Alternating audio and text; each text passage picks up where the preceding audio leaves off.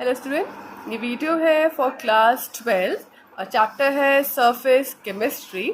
और इस पे हम पहला टॉपिक करने जा रहे हैं distinction between true solution, colloidal solution and suspension. हम इनकी कैरेक्टरिस्टिक्स के बेसिस के ऊपर इन तीनों के बीच में डिफरेंस स्टडी करेंगे। तो पहला डिफरेंस है किस प्रॉपर्टी के ऊपर? उनके नेचर के ऊपर। ट्रू सॉल्यूशंस जो होते हैं वो होमोजीनस होते हैं। होमोजीनस का मतलब आप जब भी कंपोनेंट्स को मिक्स करके सॉल्यूशन तैयार करते हो तो अगर वो कंपोनेंट्स पूरी तरह से आपस में मिक्स हो जाएं तो वो कहलाएगा होमोजीनस। और अगर आप कंपोनेंट्स को मिक्स करते हो और अगर वो आपको अलग अलग दिखाई दे रहे हैं तो उसे कहा जाएगा हेट्रोजीनस। तो ट्रू सॉल्यूशन जो होता है वो होमोजीनस होता है और कोलाइडल एंड सस्पेंशन दोनों ही होते हैं हेट्रोजीनस। नेक्स्ट आता है पार्टिकल साइज। ट्रू सॉल्यूशन में पार्टिकल का साइज लेस देन 10⁻⁹ मीटर होता है। मीटर में तो ये लिखा जाएगा। अब अगर मुझे इसे नैनोमीटर में लिखना हो तो कैसे लिखा जाएगा? ये लिखा जाएगा, पहले समझते हैं कि 1 नैनोमीटर में कितने मीटर होते हैं। तो 1 nanometre is equal to 10⁻⁹ metre. यानी ट्रू सॉल्यूशन में अगर मैं नैनोमीटर में पार्टिकल का साइज लूँ, या पार्टिकल का साइज डायमीटर की बात की जा रही है, तो अगर मैं ट्रू सॉल्यूशन का साइज लूँ तो उसका साइज लेस देन 10⁻⁹ मीटर या लेस देन 1 नैनोमीटर कहा जाएगा। कोलाइडल का बिटवीन 10⁻⁹ टू 10⁻⁻6 मीटर या 1 नैनोमीटर से लेके 1000 नैनोमीटर के बीच में। और सस्पेंशन में मोर देन 10⁻⁻6 मीटर या मोर देन 1000 नैनोमीटर।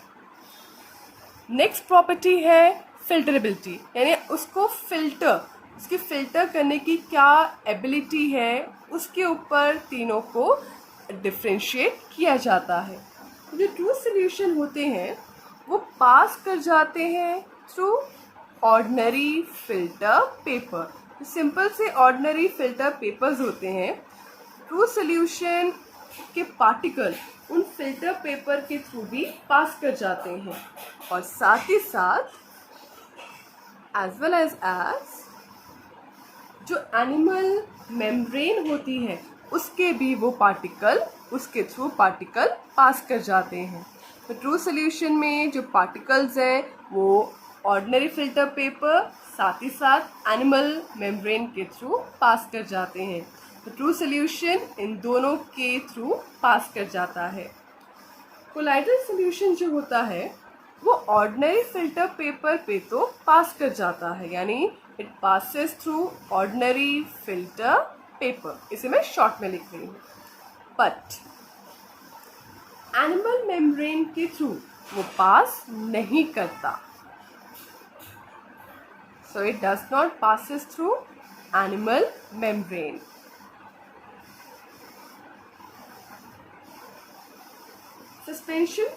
सस्पेंशन ना ही ऑर्डिनरी फिल्टर पेपर से पास करता है और ना ही एनिमल मेम्ब्रेन, ये दोनों में से पास नहीं करता। थर्ड प्रॉपर्टी है सेटलिंग, यानी वो नीचे बैठते हैं, जो पार्टिकल्स हैं वो नीचे बैठते हैं कि नहीं बैठते। तो ट्रू सॉल्यूशन में पार्टिकल नीचे नहीं बैठते। कोलाइडल सॉल्यूशन में भी पार्टिकल नहीं बैठते।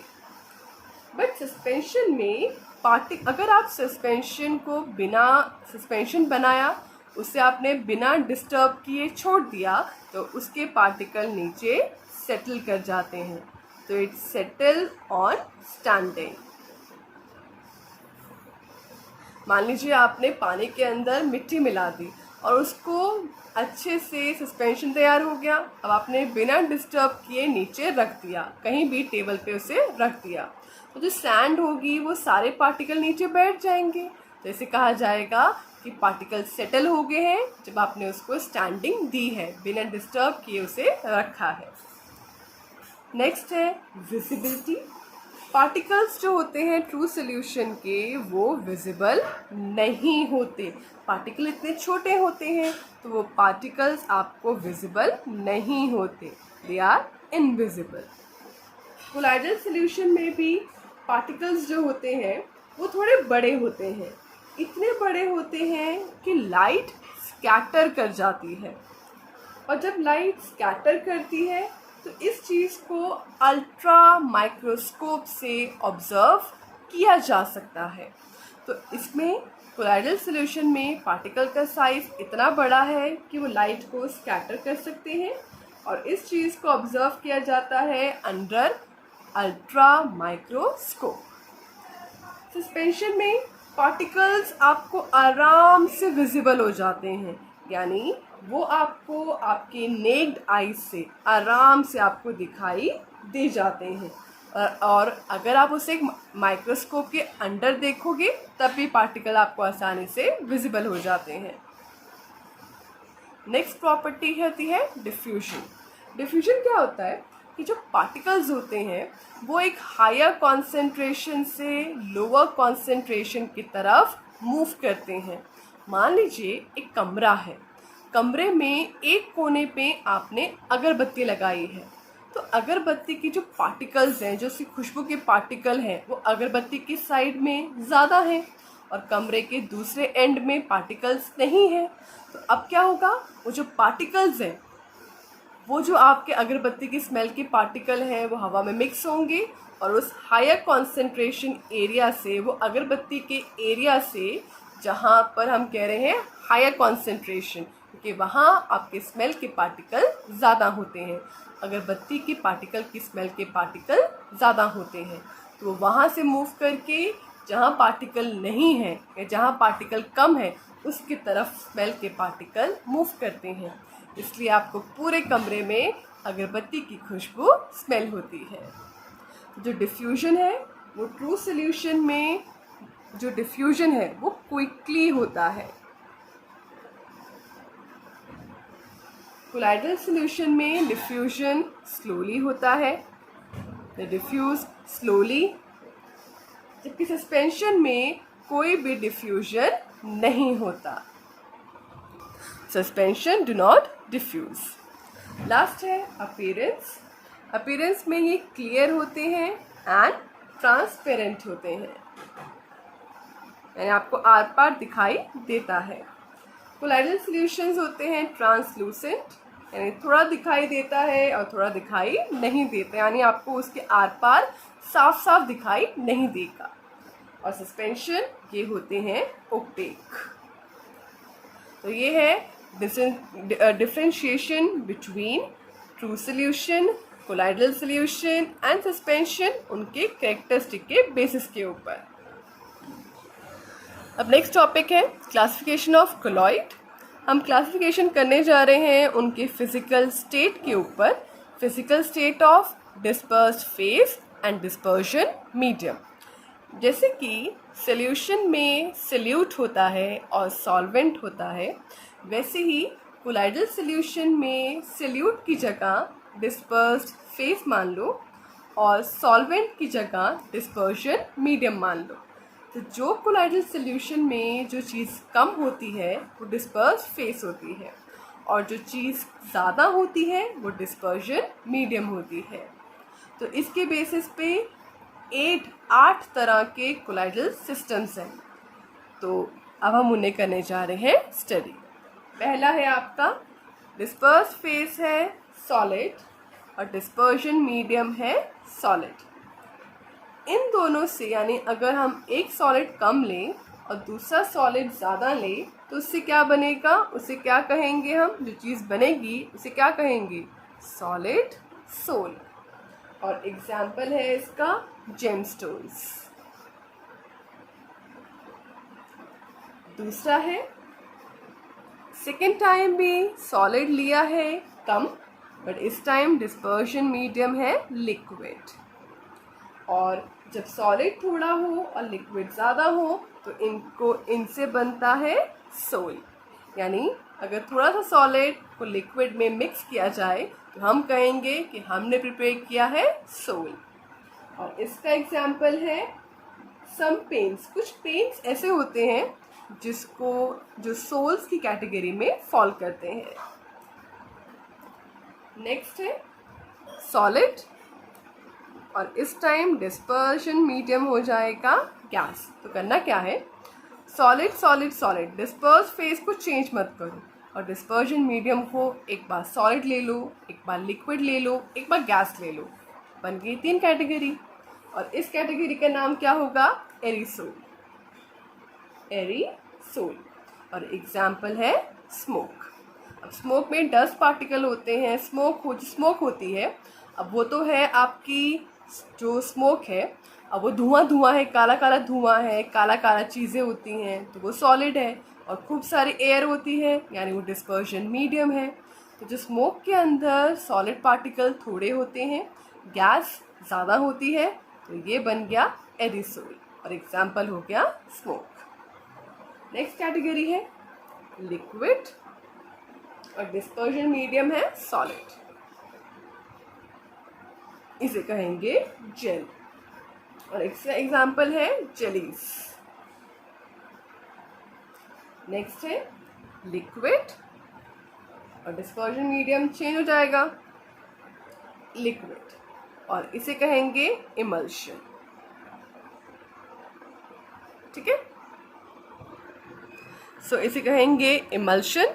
लिक्विड कम क्वांटिटी में है और एक ज़्यादा में, तो बना इमल्शन। और एग्जाम्पल है इसका मिल्क।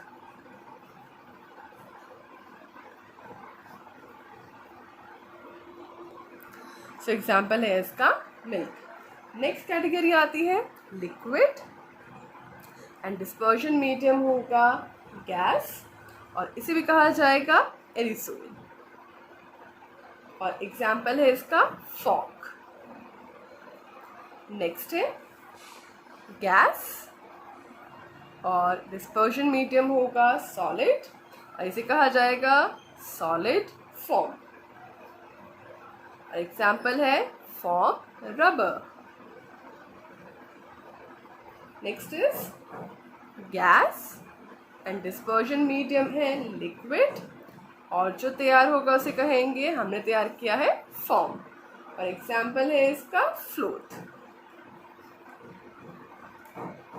गैस इन गैस कभी भी कोलाइडल्स में नहीं काउंट होते, क्योंकि गैस को अगर गैस में मिक्स किया जाता है तो वो एक होमोजीनस मिक्सचर बनता है, और जबकि कोलाइडल्स होते हैं हेट्रोजीनस।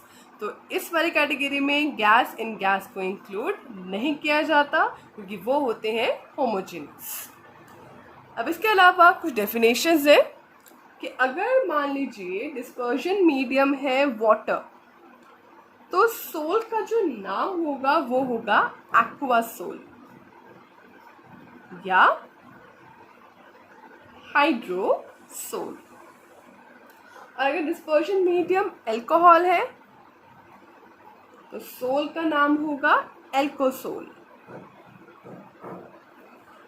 अगर है बेंजीन, डिस्पर्शन मीडियम बेंजीन है, तो नाम आएगा बेंजोल, बेंजोसोल।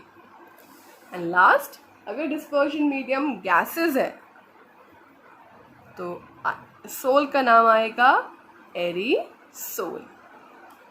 ये कुछ टर्म्स होते हैं जो हमें याद रखने होते हैं। नेक्स्ट कैटेगरी है क्लासिफिकेशन की, based on the nature of interaction between dispersed phase and dispersion medium. तो इस कैटेगरी में पढ़े जाएंगे 2 तरह के कोलॉइड्स। पहला है लायोफिलिक और दूसरा है लायोफोबिक कोलॉइड। लायोफिलिक जो होता है उसका मतलब क्या है कि लायोफिलिक कोलॉइड है क्या। सबसे पहले लायो, इस लायो का मतलब होता है, जो ये लायोफिलिक है, ये पूरा वर्ड क्या होता है, लिक्विड लविंग। सो लायोफिलिक का मतलब है कि जो कोलॉइड्स हैं वो है लिक्विड लविंग। दूसरा, कोलाइडल सोल्स जो होते हैं इसके अंदर कैसे बनाए जाते हैं, बाय डायरेक्टली मिक्सिंग। जो भी आपका मान लीजिए सब्सटेंसेस हैं, लाइक जेल है, जेलेटिन्स हैं, जेल नहीं, जेलेटिन, गम, स्टार्च, ये सब्सटेंसेस होते हैं, इनको डायरेक्टली मिक्स किया जाता है एक लिक्विड के साथ, यानी एक डिस्पर्शन मीडियम के साथ, जो भी उसके अकॉर्डिंग सूटेबल होता है। और जैसे ही इन सब्सटेंसेस को डिस्पर्शन मीडियम के साथ मिक्स किया जाएगा तो बनेगा लायोफिलिक कोलॉइड।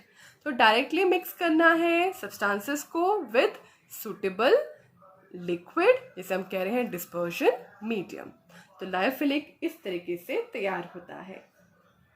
अगर मान लीजिए डिस्पर्शन मीडियम है, उसको डिस्पर्स्ड फेज से अलग कर दिया गया है, मान लीजिए इवेपोरेशन के थ्रू डिस्पर्स्ड फेज को डिस्पर्शन मीडियम से अलग कर दिया गया है, तो जो अब सोल हमें मिली है, जो हमें सोल नहीं, तो डिस्पर्स्ड फेज को हमने अलग कर दिया। अब जो डिस्पर्स्ड फेज मिला है उसमें डिस्पर्शन मीडियम डाल के दोबारा से मिक्स किया, डिस्पर्स्ड फेज लिया, डिस्पर्शन मीडियम उसके अंदर डाल दिया, मिक्स कर दिया। तो जैसे ही आप मिक्स करोगे दोबारा से सोल आपको मिल जाएगी, और इस वजह से इन्हें कहा जाता है रिवर्सिबल सोल। तो वापस सुनिए कि इन्हें रिवर्सिबल सोल कहा क्यों जाता है। डिस्पर्स फेज या डिस्पर्शन मीडियम है, दोनों को अलग कर दिया है, मान लीजिए बाय इवेपोरेशन से कर दिया है। अब जो आपको डिस्पर्स फेज मिलेगा उसमें जैसे आप डिस्पर्शन मीडियम दोबारा से ऐड करोगे तो आपका सोल जो पहले था वो दोबारा से आपका क्रिएट हो जाएगा, यानी लायोफिलिक सोल दोबारा से बन जाएगा। इसी वजह से इन्हें कहा जाता है रिवर्सिबल सोल्स। ये सोल्स काफ़ी ज़्यादा स्टेबल होती हैं और इनको आसानी से प्रेसिपिटेट नहीं किया जा सकता। प्रेसिपिटेट कह लीजिए या कह लीजिए कोगुलेट। नेक्स्ट कैटेगरी आती है लायोफोबिक की। अब लायोफोबिक कौन होते हैं? दे आर लिक्विड हेटिंग, ये लिक्विड से नफरत करते हैं। सब्सटेंसेस लाइक मेटल, उनके सल्फाइड्स, इनको जो अगर हम डिस्पर्शन मीडियम के साथ सिंपली मिक्स कर दें तो ये लायोफोबिक कोलॉइड्स नहीं बनते, यानी इनको बनाने के लिए स्पेशल मेथड्स होते हैं, और वो मेथड्स मैं आपको आगे की वीडियो में, नेक्स्ट वीडियो में पढ़ाऊंगी कि इनको किस तरीके से प्रिपेयर किए जाते हैं। तो इनको प्रिपेयर करने के लिए स्पेशल मेथड्स होते हैं। ये जो कोलॉइड्स होते हैं इन्हें आसानी से प्रेसिपिटेट किया जा सकता है, यानी they can be readily coagulate करने के लिए थोड़ा सा इसमें इलेक्ट्रोलाइट डाल सकते हो तो ये प्रेसिपिटेट हो सकते हैं, हीट कर सकते हो तो प्रेसिपिटेट हो जाते हैं। तो ये काफ़ी तरीक़ों से प्रेसिपिटेट किए जा सकते हैं, और अगर ये एक बार प्रेसिपिटेट हो जाएं तो ये वापस कोलाइडल सोल, जैसे कि हमने कहा कि एक बार प्रेसिपिटेट हो गए, अब प्रेसिपिटेट होने के बाद थोड़ा सा डिस्पर्शन मीडियम डाल दो तो ये दोबारा से जो सोल है वो हमारे पास वापस नहीं बनती। तो इसलिए इन्हें कहा जाता है इरिवर्सिबल सोल। देखिए लायोफिलिक में क्या था कि हमने डिस्पर्स फेज और डिस्पर्शन मीडियम को अलग किया, फिर दोबारा से जो डिस्पर्स फेज था उसमें थोड़ा सा डिस्पर्शन मीडियम डाला और हमारे पास सोल तैयार हो गया। बट लायोफोबिक में ऐसा कुछ नहीं होता। अगर एक बार प्रेसिपिटेशन हो जाए तो अगर आप सोल को कि भाई थोड़ा डिस्पर्शन मीडियम डालो और सोल तैयार हो जाएगी, ऐसा नहीं होता। लायोफोबिक दोबारा से तैयार नहीं होते, इसलिए इन्हें कहा जाता है इरिवर्सिबल सोल्स। लायोफोबिक को स्टेबलाइजिंग एजेंट की ज़रूरत पड़ती है अगर इसको प्रिजर्व करना हो, तो दे नीड स्टेबलाइजिंग एजेंट, किसके लिए? For their preservation. तो ये था, ये वीडियो यहाँ तक थी। अगर ये वीडियो आपको पसंद आती है तो इसे लाइक, शेयर एंड सब्सक्राइब कीजिए, और कोई डाउट है तो आप कमेंट सेक्शन में लिख सकते हो। Thank you for watching my video.